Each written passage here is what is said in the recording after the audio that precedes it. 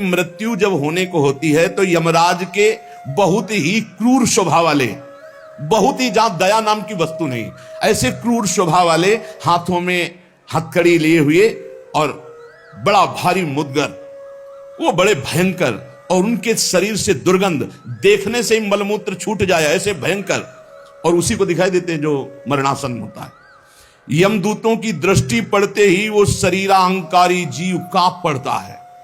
अब बोलने की हिम्मत नहीं, कफ पित्त वायु सब बिगड़ चुका है, कोई सहयोग देने वाला नहीं, सांस भी नहीं ली जा रही। अब उसका चित्त वहीं भ्रमण करेगा, मेरा पुत्र बचा ले, मेरी पत्नी बचा ले, मेरा परिवार। भगवान की तो याद जीवन में की नहीं, तो अब भगवान की अगर याद की होती तो ऐसी दुर्दशा नहीं होती। अब वो चीखने की कोशिश करता है पर आवाज नहीं निकलती, एक शब्द भी नहीं निकल, बार बार प्रयास करता है कोई मेरी रक्षा कर ले। इन भयावन दो यमदूत होते हैं, उसका मल निकल जाता है भयवश, मूत्र छूट जाता है, मुख सूख जाता है, आंखें पलटने लगती हैं, सांस ऊपर को उठने लगती है, देखने की शक्ति नष्ट हो गई, भारी वेदना तड़पता हुआ वो शरीर को छोड़ता है। अब जैसे जैसे बोले कि शरीर तो यहीं छूट जाता है, दंड किसको मिलता है?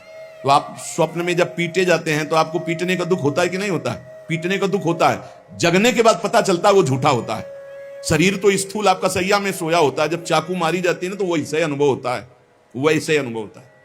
तो ये जब स्वाप्निक शरीर में अनुभव हो गया, वो तो यम यातना देह पर्सनल, जैसे जेल की वर्दी मिलती है ऐसे एक शरीर मिलता है उस जीवात्मा को। मन बुद्धि चित्त अहंकार, 5 ज्ञान इंद्रियां, 5 कर्मेंद्रियों सहित उस शरीर में पैक कर दिया गया, उसका नाम यातना देह है। अब उसको उस शरीर से ले जाते हैं यातना देह से, स्थूल देह तो यहीं छूट गया, सूक्ष्म शरीर कारण शरीर पैक कर दिया गया यातना देह में। जैसे स्थूल शरीर में स्थूल शरीर छूट रहा, यातना देह मिली, वो सूक्ष्म होता है। अब ये माता पिता का गर्भजनित देह नहीं है, ये दंड विधान वाला है, ये कर्म जनित होता है, इसे यातना देह कहते हैं। यमराज के दूत फांसी लगाते हैं गले में, जैसे कुत्ते के नहीं डाली जाती है ऐसे, और पीछे से मुदगरों की मार और घसीटते हुए ले जाते हैं। पीछे से ऐसी मार कि वो चीखता है, चिल्लाता है, पूरा अनुभव जैसे स्थूल शरीर में, ठीक वैसे ही उसमें मरना नहीं होता। बस एक खास बात होती है, क्योंकि स्थूल शरीर में मरना होता है, सूक्ष्म शरीर कारण शरीर जो यातना देह में उसमें मरना नहीं होता। बहुत लोग कहते हैं शरीर तो यहां छूट गया, फिर नरक स्वर्ग किसको मिलता है? अरे शरीर एक कोट की तरह उतार दिया गया, तू तो उसी में पैक है, अभी भूल मत कर। अब देखो दक्षिण दिशा की ओर उसे दौड़ाते हुए मारते हुए पीछे से ले जाते हैं, और तप्त बालू, आग जैसी तपती हुई बालू, जैसे यहां कुश होते हैं ऐसे लोहे के कांटे होते हैं, उस पे चलना, कांटे फैले हुए हैं, कहीं लोहे की बड़ी बड़ी कीलें गड़ी हुई हैं, कहीं लोहे की कंकरीली ऐसी भूमि, लोहे के ऐसे सैकड़ों कांटे जैसी गुखरू जैसी ऐसी डाल दी गई हैं लोहे की, और अत्यंत कठोर, जब उसमें पैर रखते हैं भारी कष्ट, पीछे से मार, वहां दया नहीं है।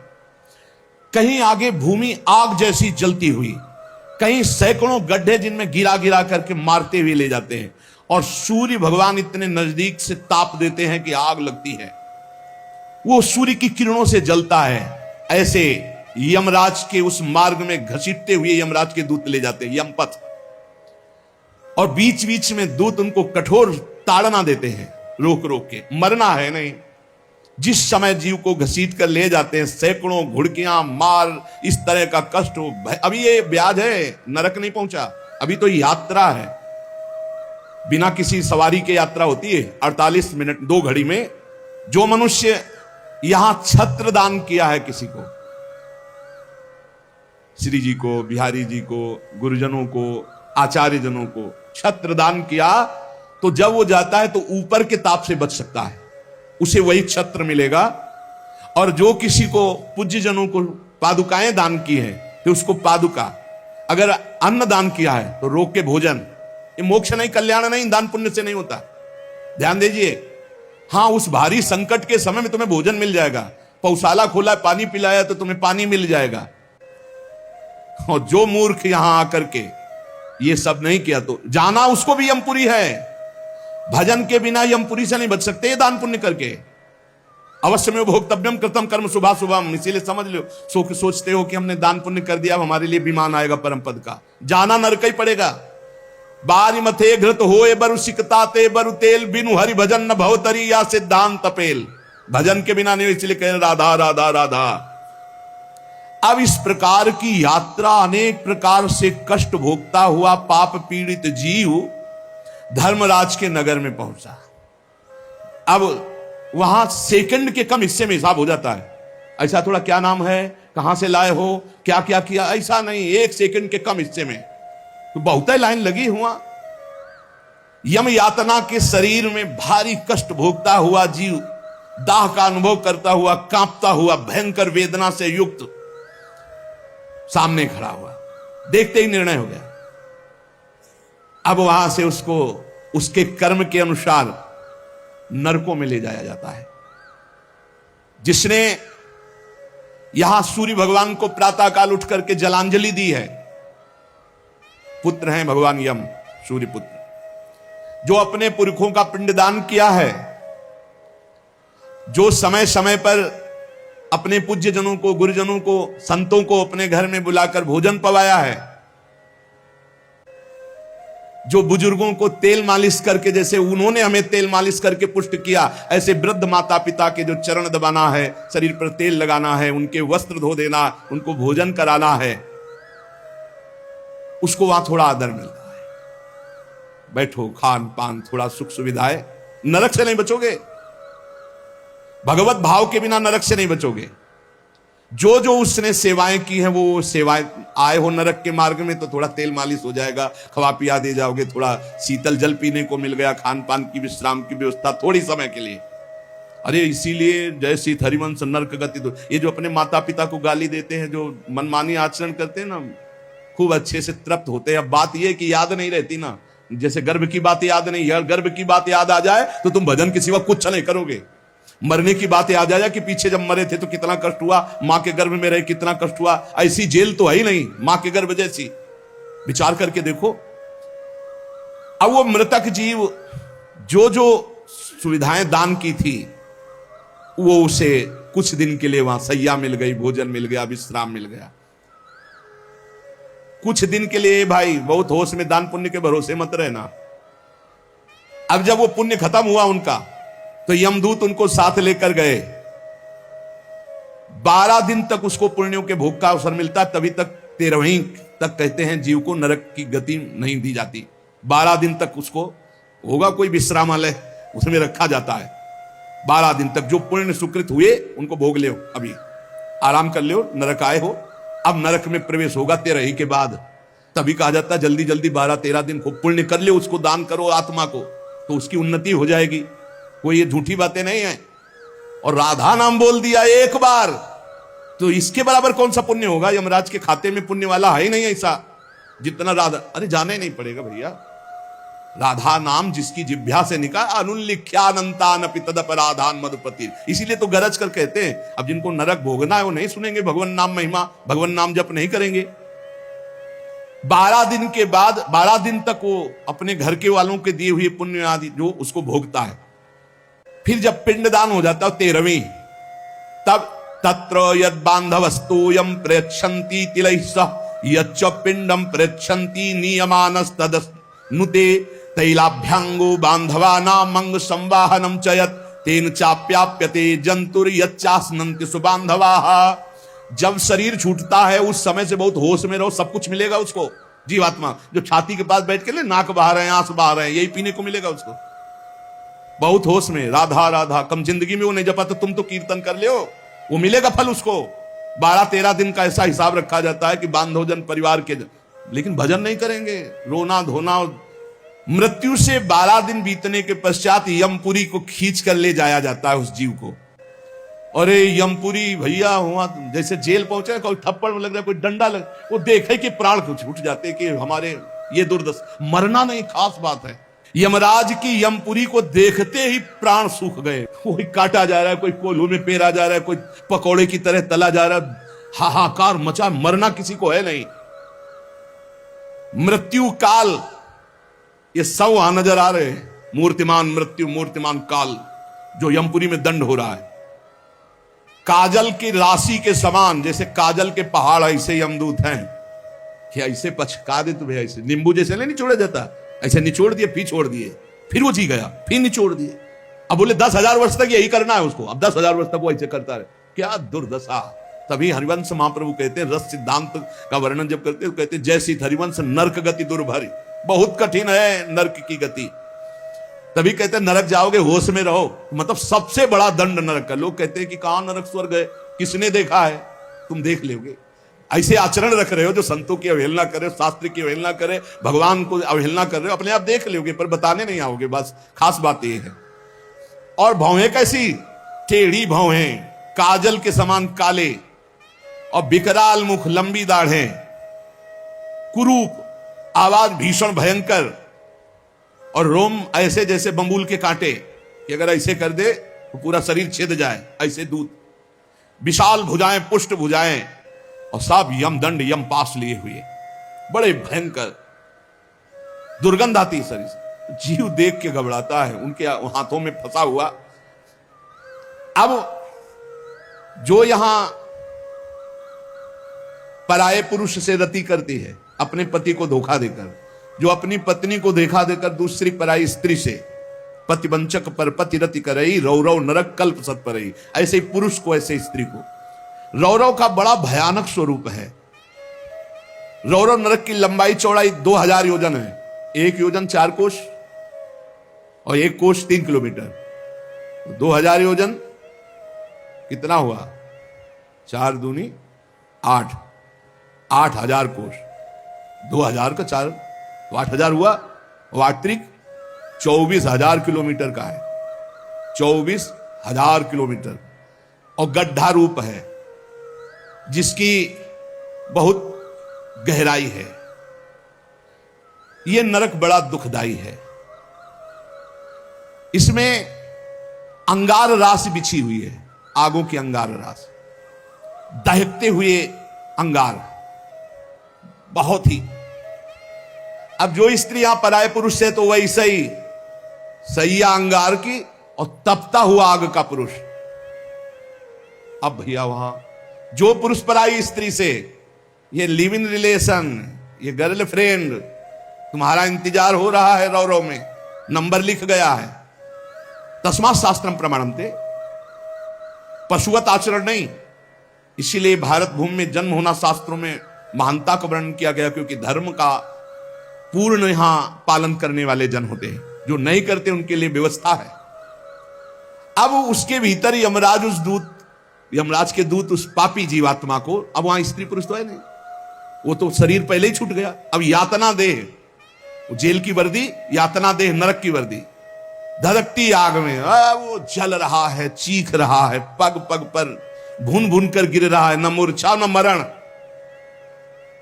रात दिन चीखता रहता है, जलता रहता है। दौड़ना है 28,000 किलोमीटर, बस उसी में आनंद लीजिए। कितने दिन? बोले सहस्त्रों वर्ष, 1-2 वर्ष नहीं, सहस्त्रों वर्ष। ऐसे पापियों की शुद्धि नरक में की जाती है। फिर जब वहां से निकलते हैं तो कीड़े मकूड़े, पतंगे, हिंसक जीव, मच्छर, वृक्ष, ऐसी योनियों को प्राप्त होते हैं पापी जीव। या मनुष्य योनि में आए, पाप बहुत नष्ट हो गए वहां, तो यहां कुबड़ा, नाटा, बड़े घृणित शरीर वाले, जो अवशिष्ट पाप बचते हैं थोड़े। आप कहोगे नरक भोगने के बाद भी अवशिष्ट बचे? कि हां, जैसे यहां किसी को सजा दी जाती, 20 साल की सजा, 1 लाख रुपया जुर्माना। अरे जब जेल ही दे दी तो जुर्माना का? बोले नहीं, जुर्माना है। तो जो जुर्माना हुआ उसका ये दंड है मृत्यु लोक में, समझ लो। यदि लोग प्रश्न कर देते, हमें समझ में नहीं आता, जब नरक भोग लिया तो फिर यहां क्यों भोगना पड़ता है? तो तुम्हारी समझ में नहीं आता, जब 20 साल की सजा दे दी, 1 लाख जुर्माना रख दिया, वो जुर्माना ये मनुष्य से भजन कर ले हो, नहीं तुम्हारी दलीलें काम नहीं आएंगी। इस प्रकार पाप करने वाले जीवों को विविध प्रकार के नरकों में पिताजी कष्ट दिया जाता है। सुमति महाराज कह रहे, जब यहां से कोई पुण्यात्मा पुरुष गति करता है तो वो पुण्य लोकों को ले जाया जाता है। उसके साथ गंधर्व लोग गीत गाते हुए चलते हैं, आगे आगे अप्सराएं नृत्य करती हैं, और वो विमान पर बैठा, आभूषणों से सुसज्जित, समय समय पर मीठा जल, ये सब सुविधाएं भोगता हुआ स्वर्ग जाता है। और वहां अपने पुण्य के अनुसार अप्सरा, विमान, महल सब सुविधाएं प्राप्त करता है, पर वहां भी जलता रहता है, क्योंकि उसके दिमाग में एक माला पहनाई जाती है उसके शरीर में, उसको बता दिया जाता है जिस दिन ये माला कुम्हला गई या खोपड़ी के बल से नीचे फेंक दिए जाओगे, मृत्यु लोक की विसंति। अब वो रोज माला देखकर जलता रहता है कि माला कभी, और जहां कुम्हलाना शुरू हुई तो भयंकर पीड़ा, ये सब छूट जाएगा, अप्सरा, महल, बड़ी सुख सुविधा में आ सकती, और वो सब छूट जाएगी। अच्छा, ये दुख, और दूसरा एक दुख बगल में दूसरी अप्सरा वाला निकला विमान, जो उससे कई गुना सुंदर, कई, अब वो जल रहा है, उसको शांति नहीं। तब लगी कुशल न जीव कहूं, सपने हूं मन विश्राम, जब लगी भजत न राम कहूं, शोक धाम तज काम। पिताजी, जो मनुष्य यहां वीर को नष्ट करता है, बर्बाद करता है, उसमें जीवात्मा होती है, ये बहुत ध्यान देने। इनको इनाम में महारौरव नरक मिलता है, परिणाम में महारौरव नरक। ये जो अष्टमैथुनों का प्रयोग करके बिना शास्त्र मर्यादा के वीर को बर्बाद करते, जैसे शास्त्र मर्यादा है संतानोत्पत्ति के लिए, गृहस्थ मासिक धर्म के बाद, पवित्रता होने के बाद, भगवत चिंतन करते हुए भगवान की सृष्टि पूर्वक जो आराधना का भाव रख करके संतान उत्पन्न, बस उतने के लिए शास्त्र आज्ञा करता है। नहीं, मानव जीवन बहुत ही सावधानी के लिए, वीर में ये सब हम आप जैसे प्रकट हुए ऐसे जीवात्मा विराजमान है, उसको यथास्थान ना समर्पित करके और नष्ट कर देना, या फिर संतान नष्ट कर देना, या बहुत तरह से जो ये है, महारौरव नरक की प्राप्ति होती है। नारकी घोर दुखदाई नरकों में ये जब जीव गिराए जाते हैं तो इनको पहले पता होता कि मेरे इस पाप का दंड मिल रहा है, मैंने जो पाप किया है। बहुत ध्यान देने की बात है, अभी तक जो चर्चा हुई उसमें खास बात यह है, आचरण पवित्र ना होने से नरकों की प्राप्ति समझ लो। पहला, पराई स्त्री की तरफ या स्त्री पराई पुरुष की तरफ जो व्यभिचार प्रवृत्ति करती है, उसे रौरव नरक मिलता है। यहां जो व्यर्थ में वीर्य नष्ट करते हैं अन्य प्रकार से, इसे खिलवाड़ न समझा जाए, मनोरंजन नहीं है। मानव देह बहुत बड़ी संपत्ति है जो भगवान की प्राप्ति के लिए मिली है। जैसे आप अभी पता चले कि आप शरीर को नष्ट करना चाहते हो तो हमारी भारत सरकार आपको बंदी बना लेगी। सरकारी संपत्ति, आप जी सकते हो, केवल सेवा कर सकते हो, कर्म कर सकते हो, लेकिन इसे नष्ट करने का अधिकार नहीं। तो भागवतिक भी दंड है इसमें। तो आपको जो संपत्ति मिली हुई है, आंख, नेत्र, कान, सब इंद्रियां, इनका सही मार्ग में प्रयोग करो। गलत प्रयोग करोगे तो दंड मिलेगा। तुम इसके स्वामी नहीं हो, तुम सेवक हो। ये भगवान की दी हुई वस्तु है, उसे दुखदाई नरकों में गिराया जाता है। दिमाग में बैठा लो ये बात।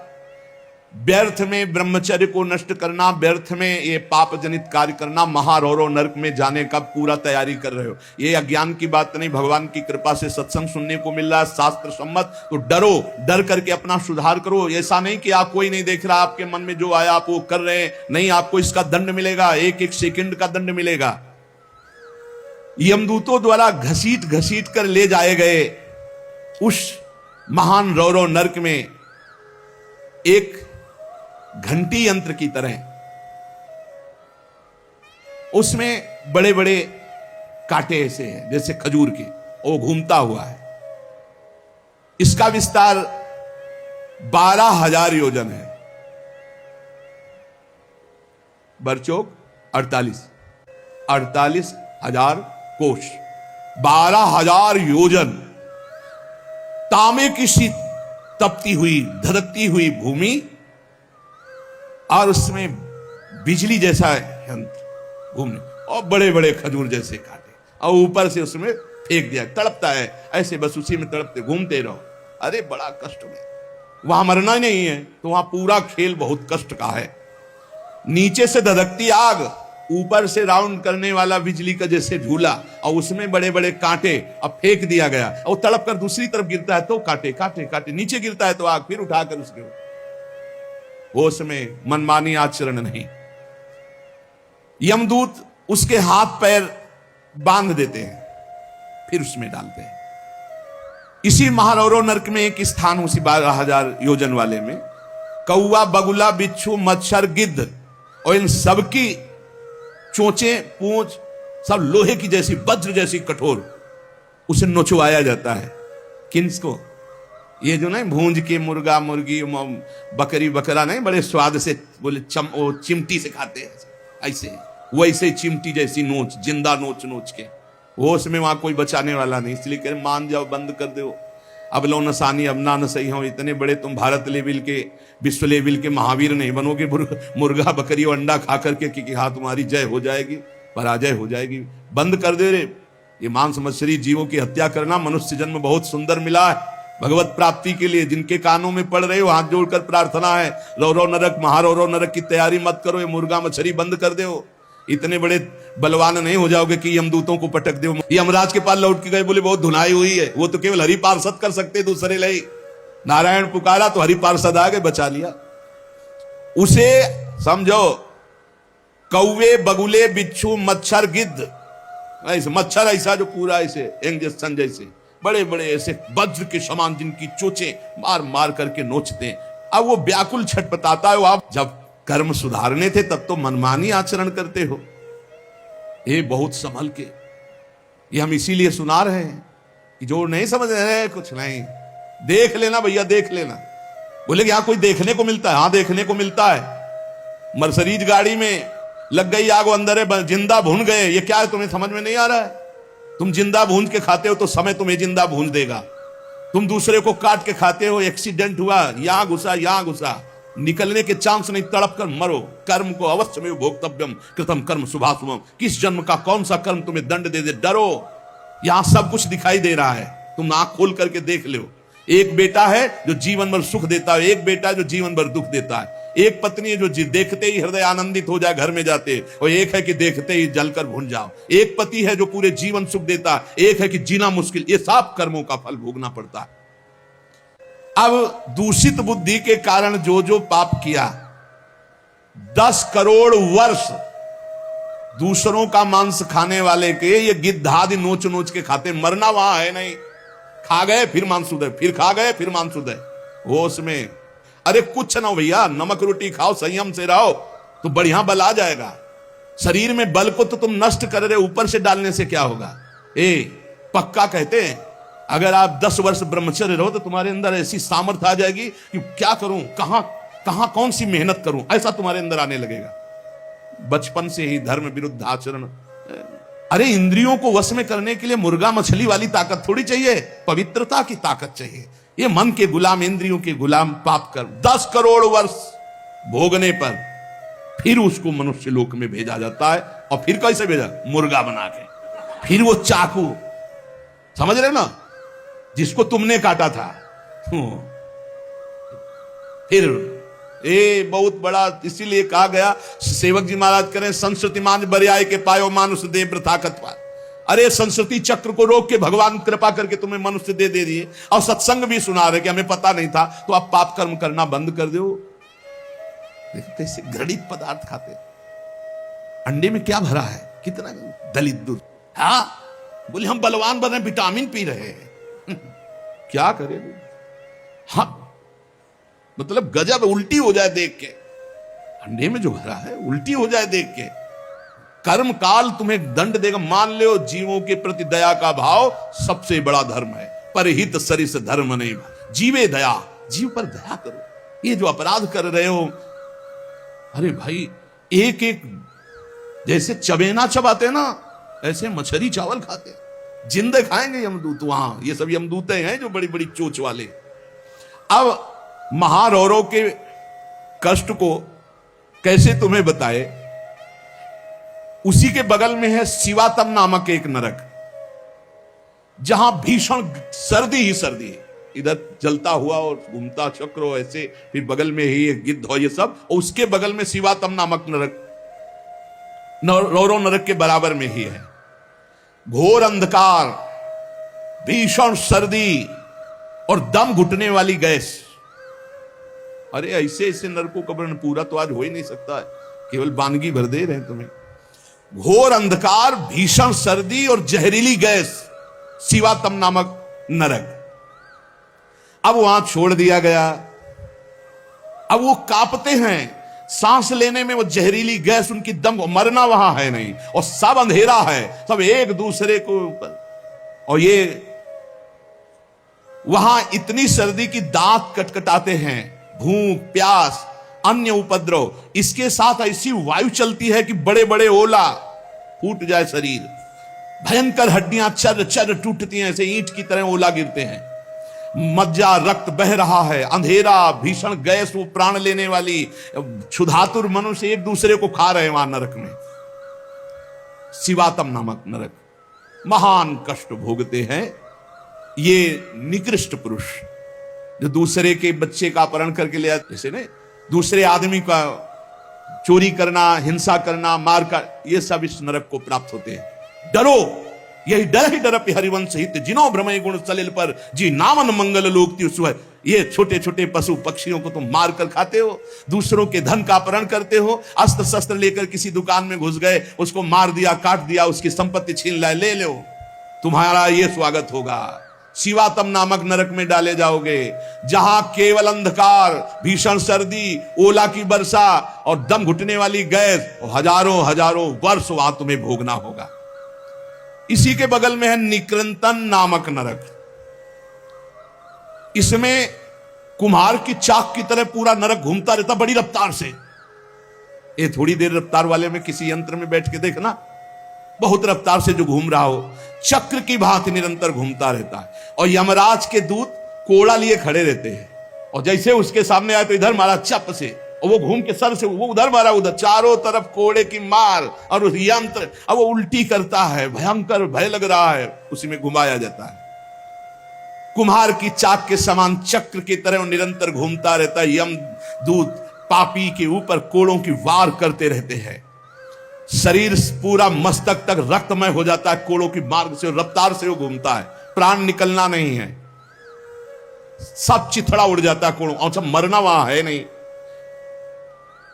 बहुत कष्ट भोगना पड़ता है। यहां जो शराब पीते हैं, शराब पी करके अपने पूज्य जनों का अपमान करते हैं, नहीं, उनको पृथ्वी घूमती नजर आती है शराब पीने वाले, उसी में डाले जाओगे। नरक वैसे ही बना है तुम्हारे लिए व्यवस्था। जो बड़े पूज्य जनों का अपमान करते हैं, गाली गलौज, मदिरा पीना महापाप है, ऐसा हमारा शास्त्र कहता है, मान लो।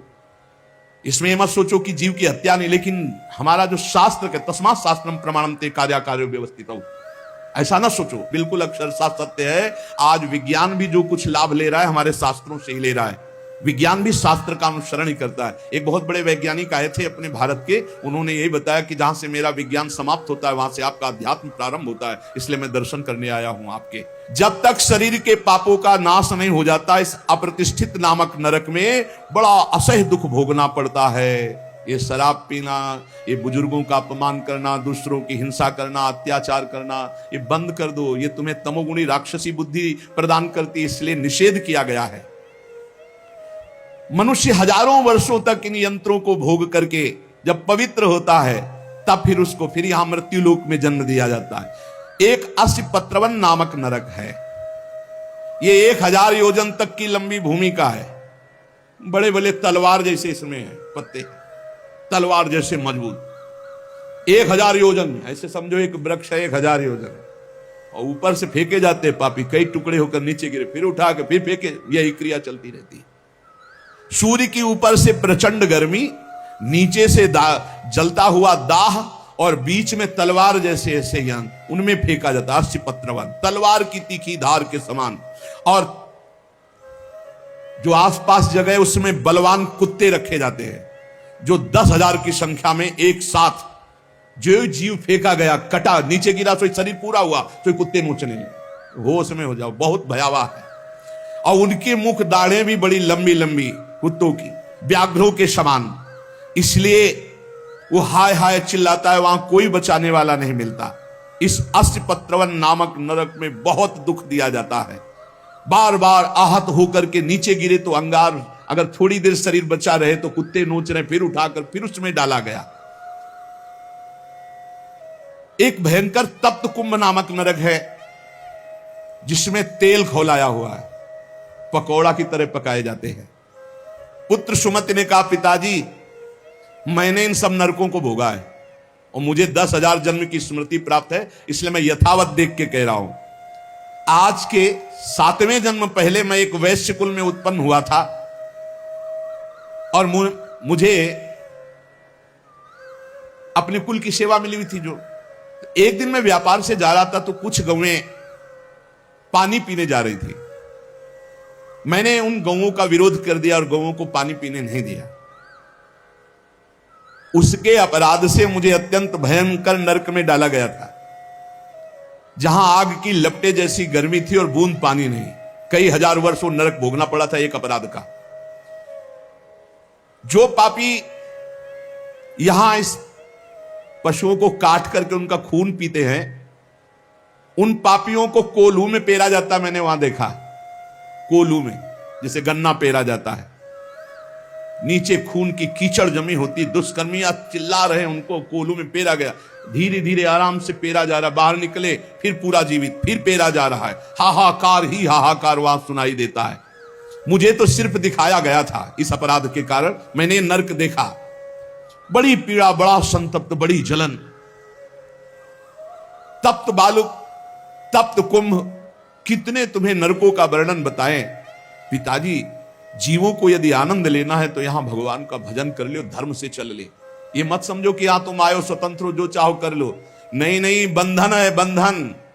आप किसी की नजर में हो, हर समय आपके ऊपर सीसी कैमरा लगा हुआ है। आप एक एक चेष्टा जो कर रहे हो उसका आपको दंड या सुकृत पुरस्कार मिलेगा। और अगर भजन कर लेंगे तो भगवान की प्राप्ति होगी। जो भगवान का नाम जपते हैं, भगवान के आश्रित हैं, तो भगवान ने कहा अभी जो भी हो गया चिंता मत करो, पीछे जो हो गया सब राधा राधा। भगवान के वचन कभी मिथ्या नहीं होते।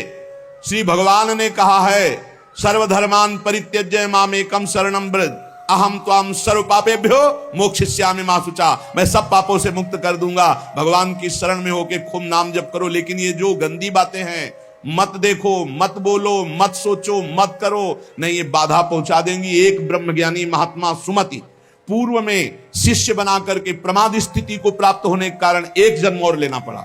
इसलिए छोटी छोटी गलती में चूक हो जाती, फिर भयानक पापाचरण रूपी गलती करके कौन भगवत प्राप्ति कर पाएगा। इसलिए सावधान, नाम जप करो, कोई पाप कर्म ना होने पावे। शास्त्र का स्वाध्याय करो, जिससे तुम्हें पता चलेगा कौन सा पाप कर्म है और कौन सा शुभ कर्म है, और कौन सा ऐसा कर्म है जो शुभ अशुभ दोनों को विध्वंस करके भगवत प्राप्ति कराता है। खूब नाम जप करो, भगवान की शरण में रहो, वो सारे पाप नष्ट कर देंगे, तुम्हें भोगना नहीं पड़ेगा। पर आगे सावधान रहो, पाप उसी के नष्ट होते हैं जो अबलो नसानी अबना न सही हो। आज तक किया, आगे नहीं करूंगा, वही पवित्र होता है। तो ये संकल्प लो, ये नियम लो, ये भगवान से प्रार्थना करो कि हमारे द्वारा किसी का अहित न हो, किसी का अमंगल न हो। हर जीव जीना चाहता है, हर जीव सुखी होना चाहता है। तुम उन्हीं जीवों को दुख देकर कैसे सुखी हो सकते हो। इसलिए सावधान, अपनी जीव को संभालो, अपनी जनेंद्री को संभालो, अपनी बुद्धि को संभालो। खूब नाम जप करो। शेष चर्चा आगे। श्री राधा वल्लभ लाल की।